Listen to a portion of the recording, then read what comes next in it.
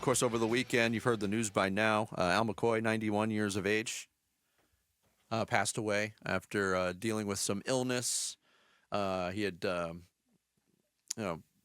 the voice of the Phoenix Suns for 51 years and called it quits in 2023. And, we paid our tribute to Al McCoy early in the show, and we're having a little difficulty connecting with Jerry Colangelo right now, who's across the pond in London. All right, so check this out. So Al McCoy was born in 1933, the same year that FM radio was invented. Is that right? The exact same year. How is that for a juxtaposition? Yeah. I hadn't heard that little fact. Oh yeah. So that's his age of birth, and the Phoenix Suns came to town, and Jerry Colangelo was hired to build this team from ground up, and Al wanted to do the job, and he sent Jerry a tape, and at first he didn't get the job, and and then the tape ended up in Jerry's hands. And Jerry made the call, and lo and behold, that started 51 years. And that started in 1972. Right. And I will say this: I thought it was, I thought Dave Pasch and Chris Garagiola hit it out of the ballpark, so to speak, with their Al McCoy tributes. Chris sprinkled in a Shazam on Jose Herrera's home run on Saturday, and Dave Pasch sprinkled in some Al McCoy sayings throughout the highlights of the game yesterday. Again, I'll just reiterate what I said. Like, I am sad, and I will miss Al greatly. But think of everything that he gave this community over 51 years. For a lot of people, Al McCoy was their invitation, their introduction to Phoenix Suns basketball. He made generations of fans with his broadcasting style. When I was young and moved to Arizona, they were doing radio television simulcasts. That's how popular Al was. They didn't have a separate broadcast. So you could watch the game on TV and hear the radio call. It was wonderful. And again, it's the sadness. I don't feel that right now. I feel lucky and fortunate to have been in a market to experience what it's like when you get a presence like Al McCoy. I feel that this is a celebration to me. That's where I'm at right now. And I look at Al McCoy and I think about what he meant to the Suns fan base. Coming from Chicago, all you Cub fans, all you White Sox fans, Harry Carey was like your funkle, your fun uncle with a bunch of cocktails mixed in, right? We all had that uncle, right? Love to see him. That was Harry Carey. Al McCoy was like the grandfatherly presence that made you feel like everything was okay. Yes, the warm hug. Yeah, warm hug. Yeah, that's good way of putting it.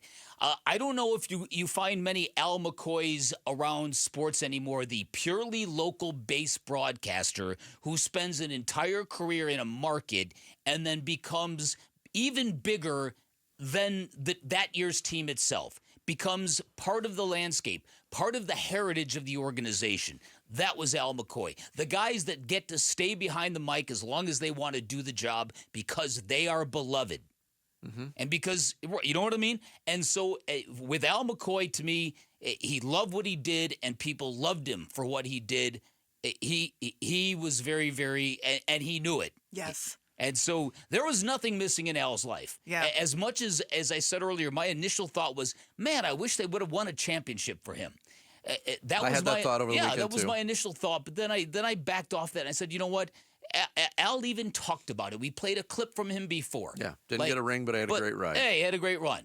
Yeah. And so that to me is kind of that's kind of where I land on that. We were lucky as a market, and that's the way I feel. Well, you bring up something interesting too, is that and a lot of the tributes came out and back in the Suns' 50th anniversary season, they had a series of videos, and one of them focused on Al McCoy and all the great moments, and Paul Westphal was featured in that video, and he said Al McCoy is Phoenix's Vin Scully, and not every market can make that claim, and Phoenix being still relatively a new professional sports market compared to some of the Midwestern and Eastern cities out there, for Phoenix to be able to and for Al to be able to make that claim, it's the last of broadcasting is changing, obviously. So I don't think you're going to see these 50-year heritage guys and maybe I'm wrong. I hope I'm wrong because I love that aspect of sports. But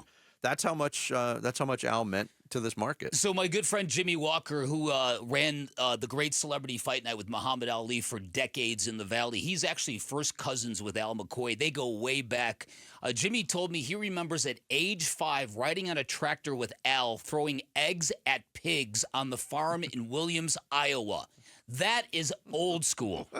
If you are on a tractor throwing eggs at pigs on a farm, that's old school. Jimmy also told me that before Al came and became the play-by-play announcer of the Suns, he was a disc jockey in Phoenix. Yes. And Jimmy was at Central High School at that time, and Al would always be the DJ who would come in after football games and spin records. Yeah. So Al grew up on a farm.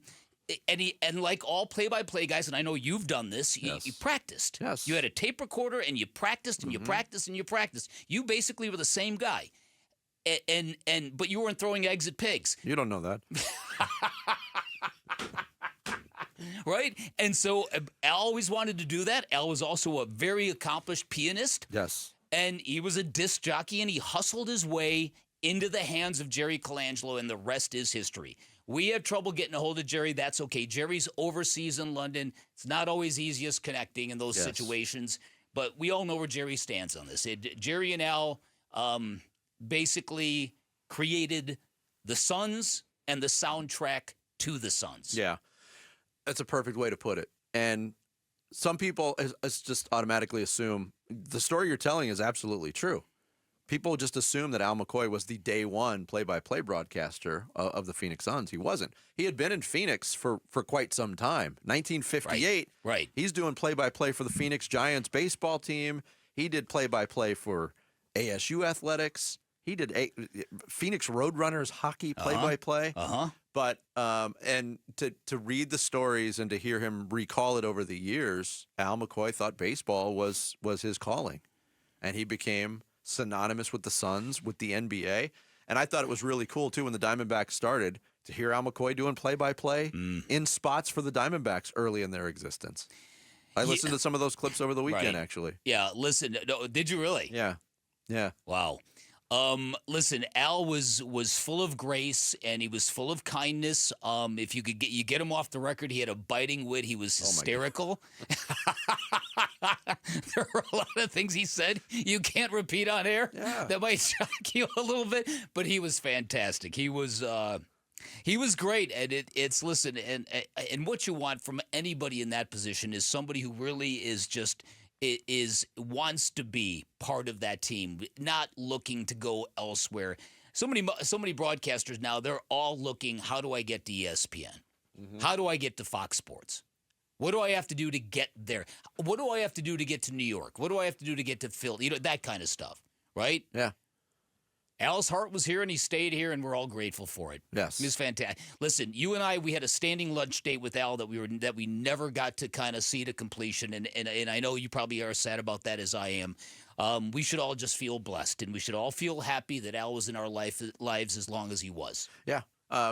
It's funny. It's not funny, but you talked about the range of emotions when you heard the news on Saturday, and you trudged through those pretty quick and got to the point of happiness and gratitude. One of the first things I did when I heard was, again, this was inevitable. I started writing some memories, and I thought, no, this isn't about me. And then I just came away with the feeling of thank you. Yeah.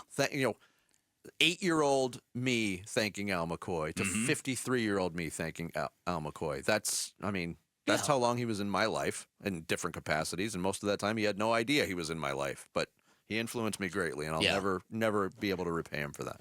Well, listen, you have said on and you felt gratitude in your life, and collectively we have felt that from our listeners who kind of express that kind of gratitude to us for what we do. That is minuscule in terms of scale as to what Al McCoy did and the audience that Al McCoy served. The fact that Al used to go and play piano for elderly people who were in shut-ins shows you what kind of man he was. Yeah. He'll be missed, but a great life. Yes. And I hope the Suns have a season-long celebration that ends in that championship ring that eluded Al during his time. Charles Barkley in a statement, and I quote, "This is a sad day for the Suns and the Suns family Al McCoy represented everything that is great about Phoenix, the Phoenix Suns, and the people who love basketball. I was blessed and honored to work with Al, and I'm going to miss him. Wow. End statement, Charles Barkley. Yeah, you know what? So many people coming out, of course, and talking about Al McCoy over the weekend. There's so many stories about Al McCoy as well, and we got to see him a lot. He would come walking around the station, Paulie, Yep. as you well know, over the years, of course, how many times he'd walk in, he'd be recording spots, and it's just amazing because Basinonians, you know, I know that if you didn't know Al McCoy personally, you felt like you knew him based on his calls because they were so genuine and so Al and so iconic.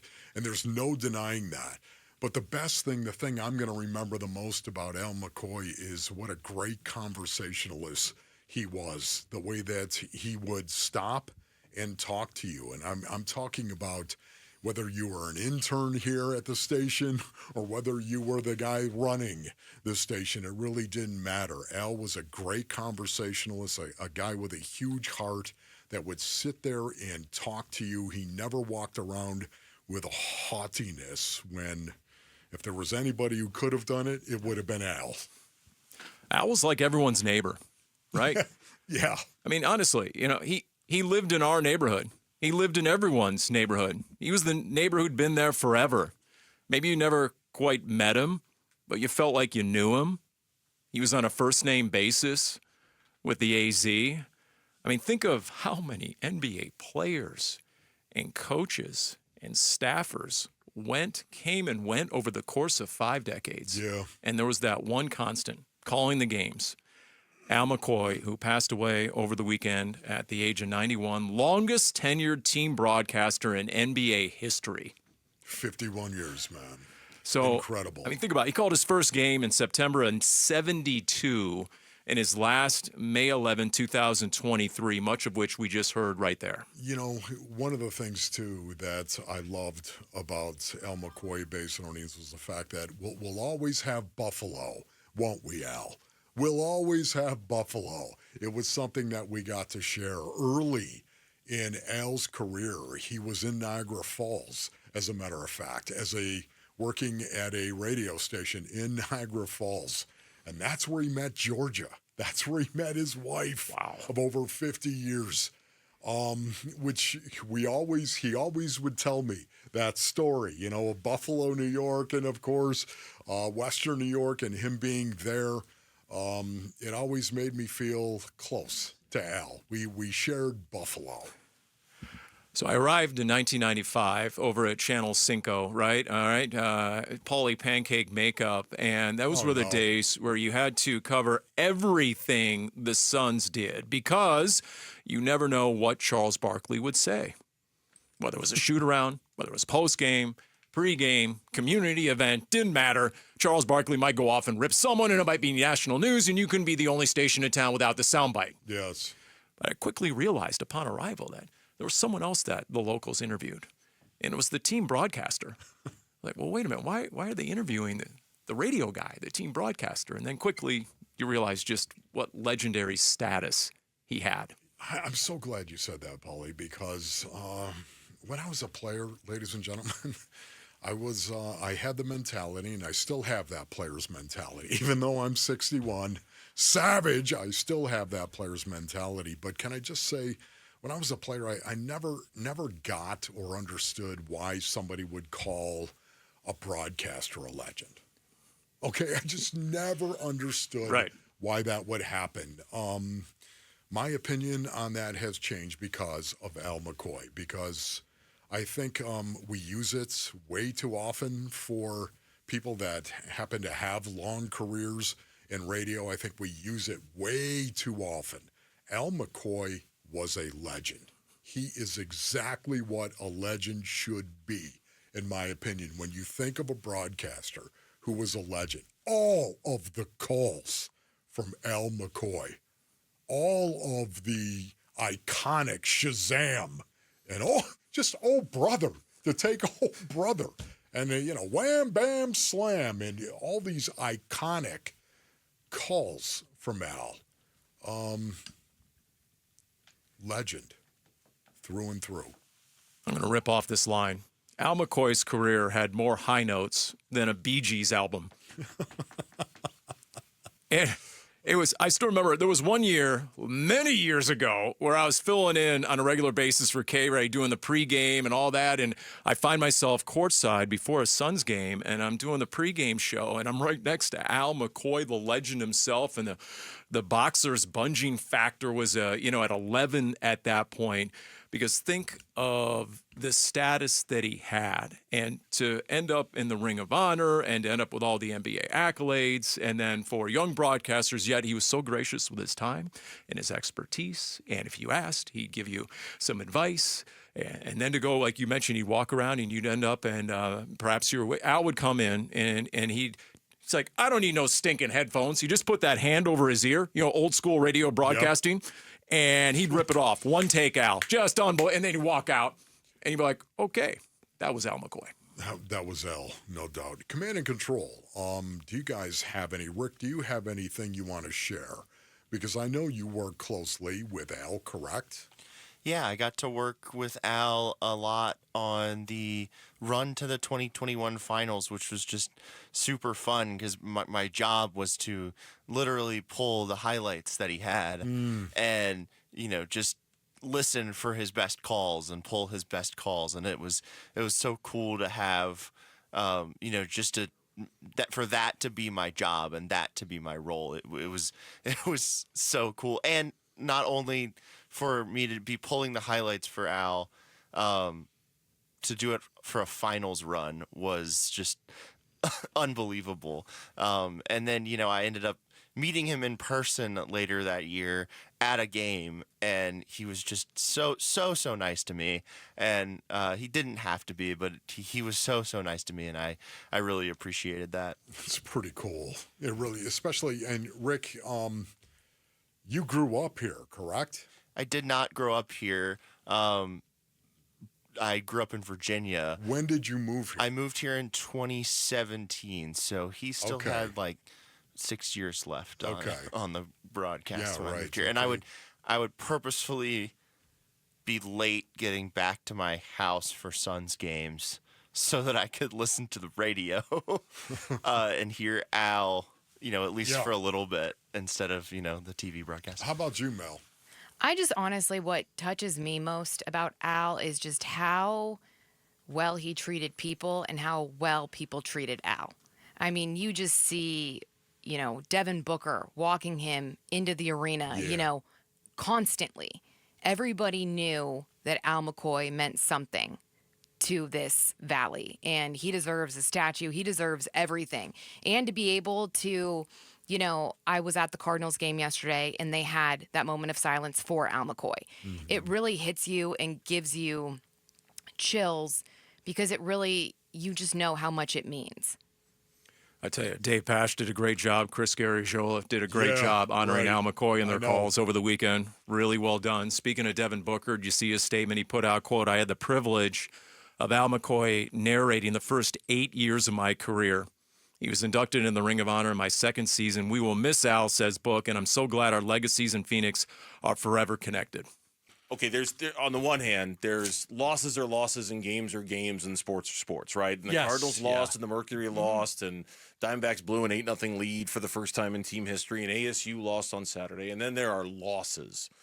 And Al McCoy passing away on Saturday was a loss for all of us, I know. It was. We were all bracing for it. A lot of us in the industry knew that this day was coming.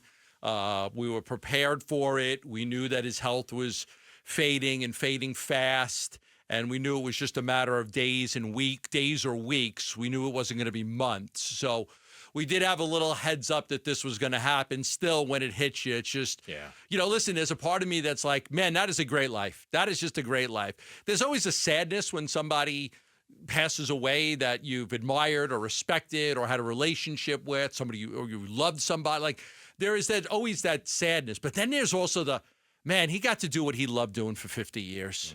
He got to be, he'll always be remembered. He'll never be forgotten. He left his place. What a great life. So that's why sometimes people do like celebrations of lives instead of funerals, like a celebration of life.